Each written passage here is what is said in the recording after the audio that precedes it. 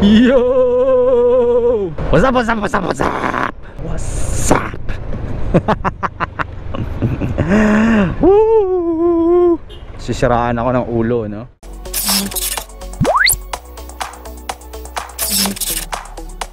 Ayun! Hello sa inyong lahat. Welcome to my diary. The diary of a motorcycle rider. Philippines! Yeah boy! Don't forget to subscribe and notify yourselves for future videos. Yeah boy! Today, we only have one topic to talk about. Yes! And that is checkpoints. You're probably wondering why I'm doing this right now. Because many times na na-checkpoint tayo na ating mga gagalanging pulis, mga militar, and so many chances, so many times hindi tayo nagkaroon ng problema, no? Because wala naman problema si DMRPH when it comes to mga checkpoints. Gustong gusto ko actually may checkpoint, no? In fact, the reason for it is because nababawasan yung mga pasaway nating mga mamamayan, nababawasan yung ating mga pasaway ng mga riders, mga drivers, and so on and so forth. So marami pong advantage yung mga checkpoint na yan, and I understand what they are doing. I understand what they're capable of doing, and I understand the chances na pagka may problema ka talagang maho-hold ka or whatnot, diba? The problem I encountered just yesterday, na-checkpoint tayo dito sa may bandang Pandacan, no? Pagbaba ng Nagtahan Bridge, pagkaliwa mo, may checkpoint doon, and I was held because I wasn't able to produce my ORCR agad because I was looking for it. It was tangled with everything, all of my documents, my the copies of my previous ORCR, no? 2017, 2018, 2019, in 2020 hindi ko makita. But fortunately enough, I was able to see it, no? Naipit lang siya sa isang page nung aking owner's manual nitong Yamaha NMAX ko. And to make the long story short, I was able to show them kung ano yung ORCR ko na recent, together with other documents na mga ORCR ko, Xerox copy of my license. And the sad thing about it is wala akong footage because I was wearing a different helmet yesterday dahil nga po umuulan and I didn't want to wear my empty Street Fighter helmet. Sorry po. Sorry, wala pa akong praya. I was wearing a different one, no? And dito nakalagay yung camera, and hindi ko nakunan. One thing I noticed is that yesterday, talagang marami silang nahuli, no? Kasi unang-una, ganito yan, no? Here's the story. Pagdating ko doon, hindi ko agad naipakita yung 2020 na ORCR ko. Yes. And I know, definitely know what's going to happen next. Syempre matitikitan ka, no? Pag wala kang maipakitang ORCR, or worst, mai-impound yung motor mo. I am fully aware of that. But I was showing him the 2017, 2018, 2019 and the 2020 plate sticker. I don't know what that is for actually. Up until today, hindi ko alam kung para saan yung punyetang sticker na yan. Ano ba yan?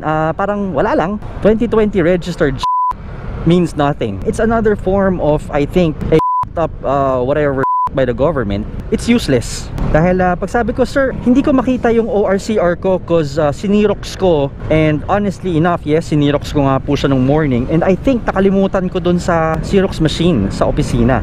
And syempre, being the owner of my office, nasa akin yung susi, definitely, kasi ako ang nagbubukas, ako ang nagsasara, no? And sabi niya, kailangan kong i-produce right then and there yung aking ORCR. So sabi ko, sir, kung kaya ko pong i-produce yung aking ORCR right now, edi sana hindi na tayo naghuhulihan dito, diba? So here's what I'm going to do. I'm gonna leave my motorcycle, I'm going to leave my license with you, I'm going to leave my helmet and my stuff, magta-taxi ako papuntang opisina, and I'm going to get another one para maipakita ko sa yung registered yung motor ko. So sabi niya, apprehended ka, no? Sinisigawan niya ako and stuff. So sabi ko, paano ko makakapag-reproduce? Papadala ko na lang daw sa messenger. Eh, sinong siraulong may-ari ng opisina, nagsara ng opisina, at makakapag-reproduce ng ORCR at mapapadala mo agad doon? Kung nasan ako, no? I work in Tayuman, and I got apprehended in Pandacan. Oo, malapit lang.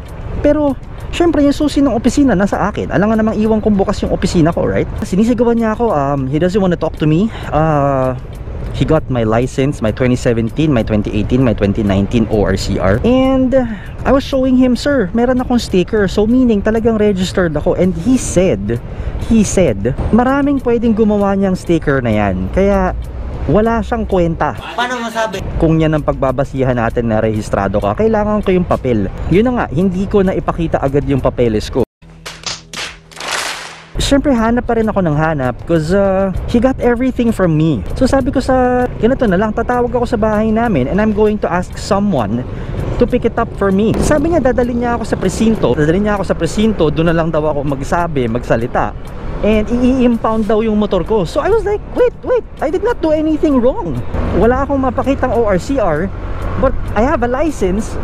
And I have the ORCR of 2017, 2018, 2019. So expired lang mo yung ORCR ko kung iisipin natin lahat. But he was going to impound my motorcycle. Eh, hindi ba dapat tikitan nyo lang yan? So yan ang sinasabi ko sa kanya dun sa mamang police officer na yun. So sabi ko, sir, hindi ba dapat tinitikitan nyo lang yan? I know what's going to happen. I know na may mali. I know na hindi ko nadala. Sige, kasalanan ko na. Hindi ko makita dito sa aking files. And I think it's here somewhere. So ayun na nga, no? Nakalimutan ko talaga yung ORCR ko, but I think I have another copy.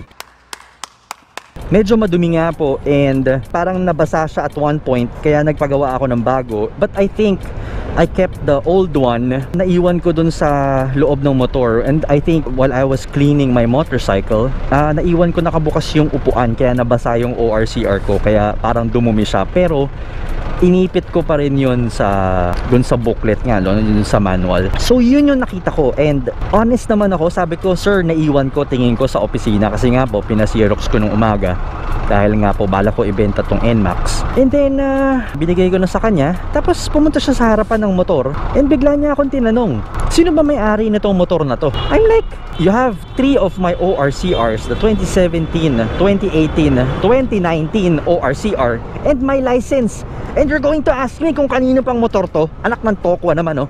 Parang nagkakagaguhan naman tayo dito. Ano bang, what are we trying to do? So sabi ko, sir, nasa iyo na yung 3 ORCR ko. Nasa iyo rin yung lisensya ko. Baka gusto naman nating tignan, di ba? So tinignan niya. Sabi ko, sa akin yan, sir. Nasa iyo na nga yung 3 ORCR ko at saka yung lisensya ko, no? Nakikita naman sa lisensya ko yung mukha ko. So ako may-ari niyan. Sabi niya, oh sige, ito na, umalis ka na. Binibigyan naman kita ng chance eh. I'm like, ano bang chance binibigay mo sa akin? You're apprehending me. Ilalagay mo ako sa loob ng mobile at dadalhin mo ako sa presinto, and you're going to impound my motorcycle. I'm like, okay, sige, gawin natin yun. Pero teka lang, diba? Let me prove to you first na meron akong rehistro, na-rehistrado yung motor ko. Diba? Una-una yung sticker ko nandyan sa likod, nasa plaka. Hindi ko nga alam kung anong purpose yan, sa totoo lang, no? Until today, yes. Hindi ko pa rin alam kung ano yung purpose niyan. What is that supposed to do? God damn it, diba? When you have that, you should have a barcode para ma-check na natin kung rehistrado tayo, diba? Para saan pa yan? Binabayaran natin yan. And what the f*** is it for? Diba? Para alam ng taong rehistrado ko for this year? God damn it, diba? Hindi mo nga alam eh, hindi mo nga makita eh. Hindi nga, there's no way to check, right? So let me get back to the checkpoint. They're pretty much aware of my other checkpoint video. Na usually kapag nag-checkpoint, I really like it. Hindi para mag-video ako or whatnot, hindi para ipahiya yung mga police officers, but I wanna show you guys na hindi kayo dapat matakot sa mga police. Hindi kayo dapat matakot sa mga militar. Hindi kayo dapat matakot sa checkpoint as long as you have the documents to prove you have license, you have your motorcycle is registered. And yes, tama si sir, may point siya na hindi rehistrado yung motor ko dahil wala akong maipakitang 2020 registration nga. But let me prove to you first, diba? Give us a chance before you bring us to the police station. Isakay mo ako sa mobile with so many other people. Pandemic ngayon, di ba? Dikit-dikit kami doon with so many other people dahil nanguhuli rin sila ng bata.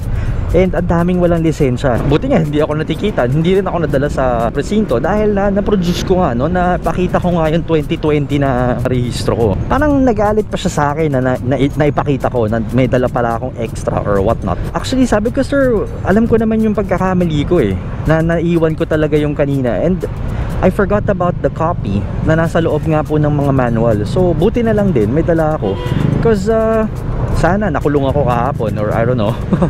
'Di ba? The first time ko makaka-experience ng nadala sa presinto ever in my life. Alam mo 'yun, parang imbis na hindi natin katakutang mga riders, imbis na hindi natin katakutan mga driver, imbis na hindi katakutan ng publiko ang mga pulis natin, let's do something about it naman, 'di ba? May panawagan ako sa mga HPG, PNP, AFP or whoever is doing the checkpoints, no, LTO or whatever, no, kung barangay. May panawagan ako sa inyo, no, please, kung may problema, wag niyong harasin, wag niyong takutin yung tao, 'di ba? Wag niyong kung ano-ano sasabihin nyo na i-impound, ganito, ganyan. Dapat ini-explain natin sa kanila na, sir, kapag hindi po tayo nakapag-produce ng ganitong klaseng papeles, wala po tayong choice kung hindi po ma-impound kayo.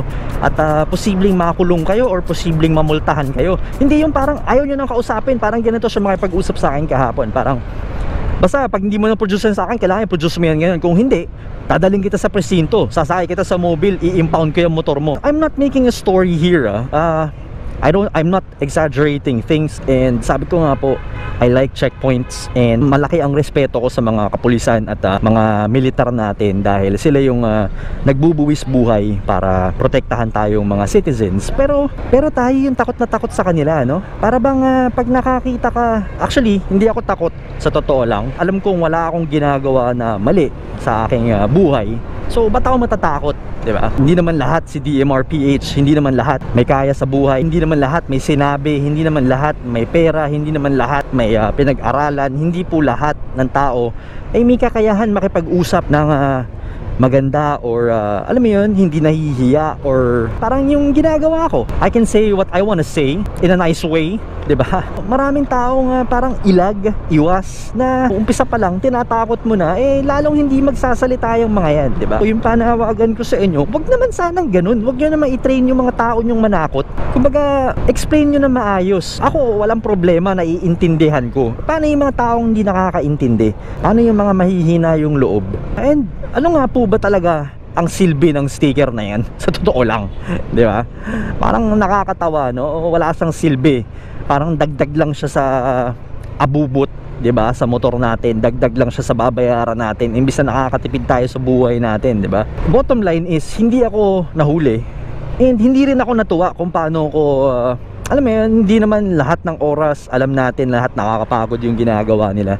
And hindi lahat ng oras meron kang pasensya sa mga ganyang bagay. Hindi po mainit yung ulo ko sabi ko nga po, malaking respeto ko, so magalang akong sumagot.